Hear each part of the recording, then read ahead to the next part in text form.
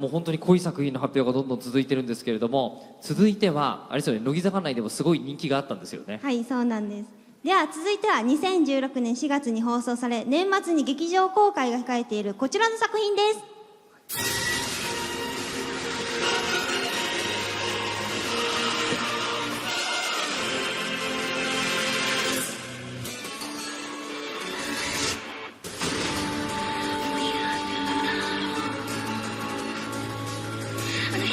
では大変待っている方も多いと思います。松村さん、ご紹介いただいてもよろしいでしょうか。はい、2016年4月から6月に放送され、総集編映画の公開を間近に控えるカバネリからはこのお三方にご登場いただきましょう。監督荒木哲郎さん、生駒役畑中卓助さん、匠役梶裕貴さん、お入りください。どうぞ。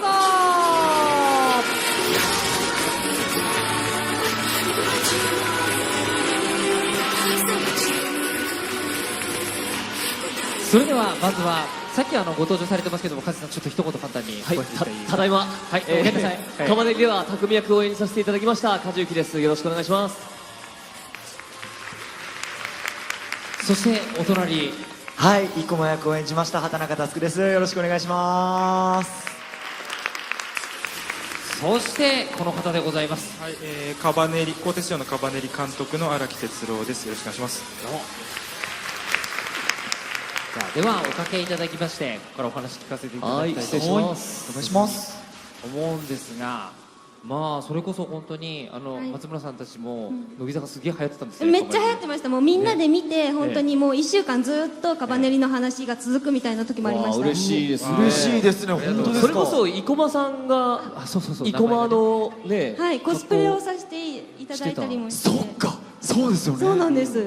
生駒ちゃんがもうアニメで生駒っていう子が主人公のアニメは今後絶対ないって言って確かになかなか珍しいかもしれないですね。バッチリでしたよね、本当に。素敵でした。それ確かにさゆりちゃんっていうキャラクターが出てくるアニメはあり得る可能性があるけど、結構ありますね、そうだよね。さゆりちゃんは。ただ生駒さんはなかなかいない。生駒さんはなかなかいないので、うちの番組にゲスト来た時も生駒ちゃんその話ずっとして帰るっていうやったんですけど、一方で荒木監督は意外に松村さんの存在をはっきり認知してたんですよね、さっき話あ、してたら。本当ですか？えすみません、さゆりんごパンチ。知ってる。この空気感なんですかさっきまでの発表会とちょっと様子が違うんです。すげえここだけで楽しんでる感ありますけど。さゆりんごパン楽しいわ。ありがとうございます。ありがとうございます。何それちょっとわかんないわかんない。なんだ俺なんですかそれ。羨ましい。持ちネタです。打ってもらってこいって言われて。僕らにもパンチしてもらっていいですか。そうそう、パンチ。いやしませんしません。さいや、欲しいよ、なんで。なんでのパンチですか。さあ進めましょう。でもこれ貴重ですよ、カズさんのパンチもらったのね。そこがでも荒木監督はバナナマンさんとかのラジオをよく聞いてるっていう話でしたけどね。あーなるほどさて、じゃあそれでは今回作品について改めて戻りますと、鋼鉄城のカバネリなんですけど、まあ濃い作品だったなと思うんですけど、ああいうことやったらもう監督燃え尽きちゃうんじゃないかなと思うぐらいの濃さだったんですけど、どうでした、最後まで作ってみて。でも自分の新しい代表作になったなと思ったし、なんかものすごくいいものを作れた、あといいキャラクターを埋めたっていうふうに思って、でもなんかまだまだなんかやり足りないって気持ちも残っている。もう三木本春彦さんのキャラクター最後まで魅力的でしたもんね。畑中君が何かを思い返すような表情になりましたけど、でも生駒大変だったでしょ。叫びっぱなしだし、死にそうにもなるし。大変だったけど、なんか大変っていうのもなんかわからないぐらい必死だったんで、いや、ただただ楽しかったですよ、本当に。カバネリの現場は楽しかった。もう愛してますね。愛してます。今思い起こすこんなことがあったなっていうのは、作品の中のことでも現場のことでもいいなと思うんですけど。そうですね。いや、やっぱり体を使ってやることが多かったので、やっぱり1話で首絞めるシーンでは首絞めたりとか。言ってましたね、言ってましたね。そうですね。そういうちょっと派手なところではもうとことん体を使って思いっきり表現していくっていうのをカバネリではできたので、あとはそうですね。本番の時と休憩中のゆるさ。思い出深いですね。なんか本当授業の時はちゃんと集中して、休みの時間はもうたっぷりみたいな遊ぶみたいな、なんかそういうちょっと緩急のある空気感が好きでしたね。何して遊んでたんですか。誰も見てないところでこっそり靴踏まれたりとか。ちょっと待ってなんか嫌な感じしちゃう。いやだから本当にこっそり踏まれて、でお互い踏んだでしょ、踏んだよみたいななんだよそれそんなのあったのとか、そう地味に靴隠されそうになったりとか。だからさっきからなんかエピソードがなんか悲しいし全部靴だし、いや楽しかった、いや本当楽しかったですよ。本人がね楽しかったらそれ楽しかったまあ基本的に畑中君は誰から見ても一番いじりやすいタイプの人だと思そううんですよ。ですねなのでどちらかというといろんな人から各先輩から散々いじられてきた梶君が今いじってましたそうなんですよやっぱり相当だよそれは相当です。いやでも本当うん可愛らしいというかうん愛すべき後輩というか、やっぱそれは本人の人柄もそうですし、お芝居こうやる時全力でぶつかってる姿っていうのを見て魂が伝わってくるからこそこう愛らしく感じるんじゃないのかなって、僕以外の先輩方もそう思われてんじゃないかなと思いますね。でその現場で梶さんが演じたのは匠じゃないですか、はいもう匠って普通だったらダメキャラで終わりそうだけどダメキャラではないしでも愛せるっていうそうですねすごい面白いいやキャラクターだったじゃないまあ、ですか。親友っていうポジションで、まあ、本当それこそ1話からのこう収録その時の情景っていうのもこう浮かんでくるぐらい毎話濃いアフレコ現場で、匠最初お話を聞いた時どういうキャラクターになっていくのかなって思ってたんですけども、結構もう2話あたりから匠の中でもこう一つ殻を破って生駒をね自分のその危険を顧みずに親友だっていうところで助けたいっていう思いが描かれていたので、まあ、それと同時にそのコミカルだったりちょっと息がつけるようなシーンで大事になってくるキャラクターだったのでオリジナルっていうところもあって本当にいろいろと遊べる役で楽しかったなと思いますね。はい、監督に聞きたいのがもう監督は当然ですけどもう進撃の巨人で梶君にエレンやってもらってるわけじゃないですか。もうあんなにシリアスなキャラクターやってた人にカバネリで匠を振ったのはこれなぜだったんですかね。匠ってキャラクターは主人公の生駒を大切にするのが仕事のキャラクターなんですけど、そういう設定というかそういう気持ちだったんですね。そうですそうですほうほうでやっぱりそこはなんか梶さんがやってくれることによってそれはなんかちゃんと生駒を立てるという役目がありますから、そこはなんかこう信頼する梶さんが必要だったわけです。そこにありがとうございますでも確かにこう生駒とこう匠に焦点当てて見てると2人のいいシーンはめちゃくちゃいっぱいありましたよね。タスク君好きなのはどれとかありますか。そうですね、やっぱりこうレバーを下ろすんですよ、2話目に、もうざまあみろってなって言って、その後泣くじゃないですか。そこでやっぱり助けに来てくれるところですかね、匠が。あそこの一連のシーンがすごい好きで、そうその後無名が降りてきて、こう結んでそのまま列車に引っ張られていくっていう引きずられたね、引きずられることが好きなんではなく分かってるよ分かってますか。わかるちゃんと説明しなくていいです多分みんな分かってる分かってますか。だからあそこのなんだろう、その人とのつながりが一人の人を助けていくというか、なんかやっぱりその純粋なつながりがすごく好きでしたね。それこそそこは梶君のいいシーンで選んでも良さそうな感じもしますけど、梶さんが思うカバネリここ好きだったなシーンとかなんか。まあ生駒とのシーンでいうと、まあ、最終決戦に挑む前というかまあ久しぶりにこう2人だけで、まあ、過酷な状況ではあるんですけども2人がこうすごい近い距離で会話をするシーンがあって、そこってこうなんだろう、そこまで口パクというか間合いを絵に合わせなくてもややいいような環境だったような印象があって、そんなことは決してないと思うんですけど。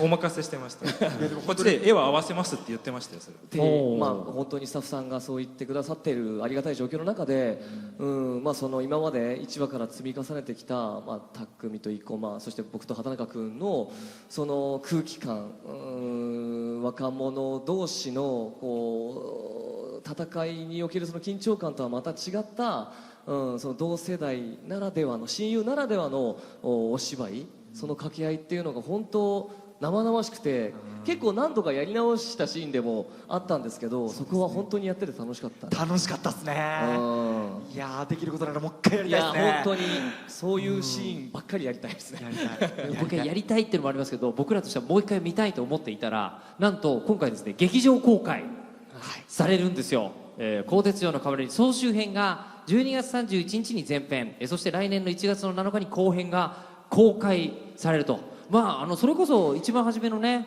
スタートの時に、まあ、劇場で上映イベントやったんですけど、劇場上映イベントやった時に音の凄さとか映像の迫力とかもう本当これなんだなって改めて思ったんですけど、やっとまた見られるタイミングがやってまいりまして、でそれを見られるイベントがあるんですよね。はい、12月22日木曜日に豪華キャスト陣とともにいち早く全編を見られるプレミアム上映会が新宿ピカデリーにて開催されます。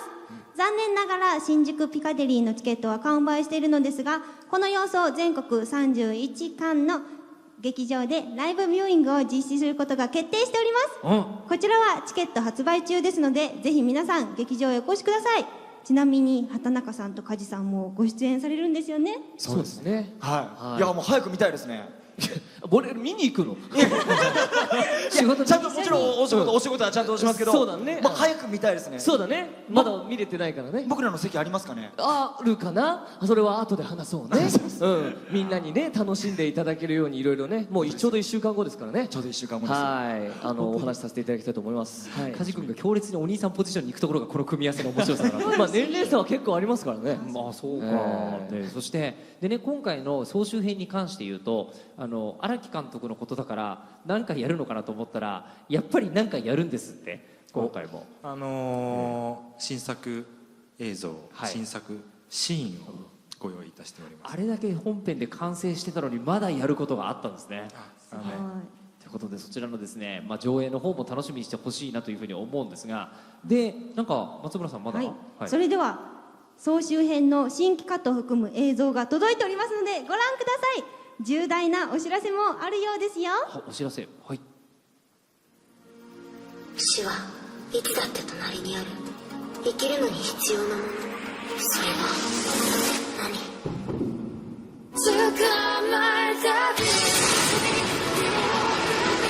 私たちのカバネリ、人とカバネの狭間にある。俺はもう二度と逃げない。カバネを切り裂く。行こう、戦いなさい。俺たちは弱い。でもだから戦いちゃダメってことにはならないだろう。ずっと待っていた。恐れを知らぬ魂。ごめんね。もう戻れないよ。俺はお前を人間に戻す。約束だ。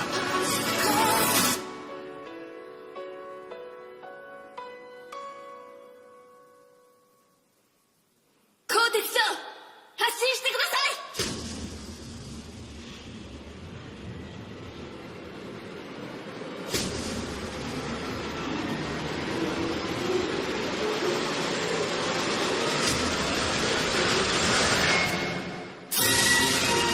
今こそ俺は俺の誇れる俺になる。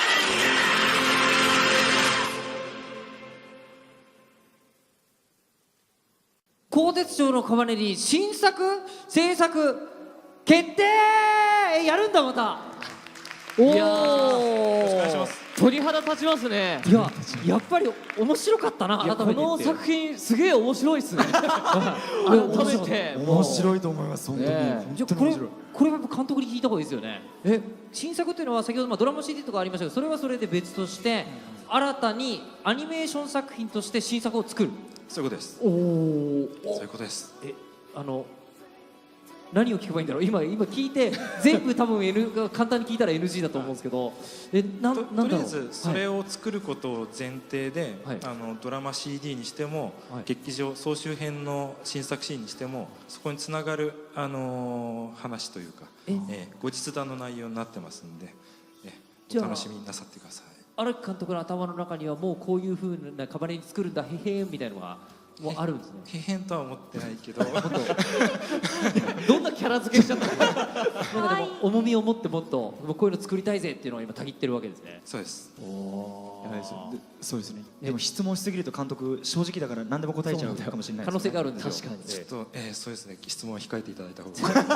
ちょっと一個気になるのが、今後日談っておっしゃいましたよね。はい、言いました。後日談っていうのは後の日のことですよね。そうですね。物語が終わった後の。まさに。あれ、匠大丈夫ね。カズさん絶対思い出すから。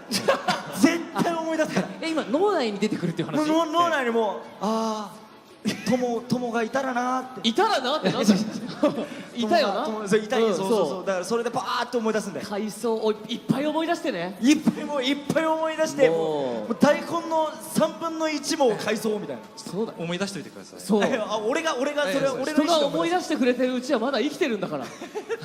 なんか俺の意思で決まるんですねはい頑張って。頑張って思い出します、うんいやよく見たらカバネ役とかもありえる可能性もあるかもしれないですからね。それ悲しいし。それすごい悲しいは辛いな。でもなんかドキドキするじゃないですか、かつての友達がまあねみたいななるほど。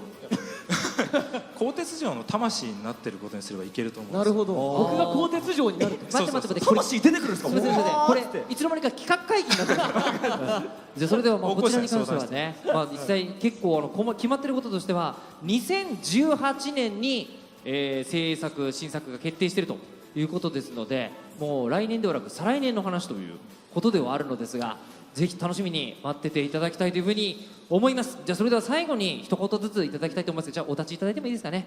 じゃあまずは畑中君からお願いいたします。はい、そうですね新作もそうですね今発表されていよいよ本当に燃え尽きたいなと思っております。まずは映画の方で劇場に足を運んでいただいて、ぜひぜひ大迫力のカバネリ体全身を使って楽しんでいただけたらなと思うので絶対足運んでください。絶対見てください。どうぞよろしくお願いします。ありがとうございました。ありがとうございます。続きまして梶さんお願いします。はい、いろいろと発表されて本当に嬉しい限りです。だってこうやって改めて、客観的にこの「カバネリ」という作品を見ても面白い作品なんだなっていうのを実感できる、そんな作品に関われて嬉しいです。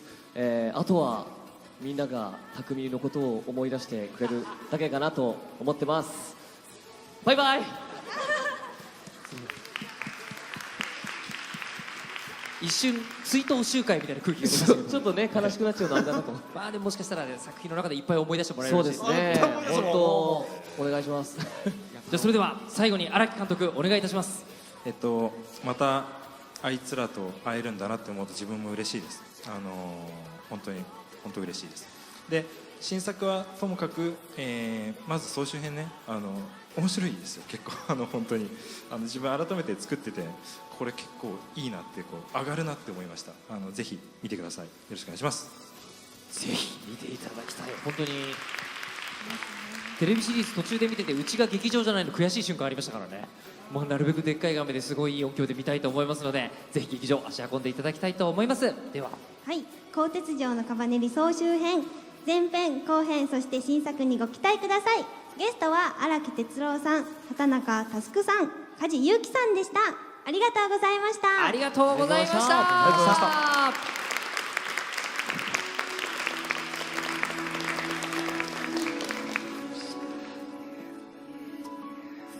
たさあそれではもうあっという間にもう9時25分になんなんとしている時間なんですけども。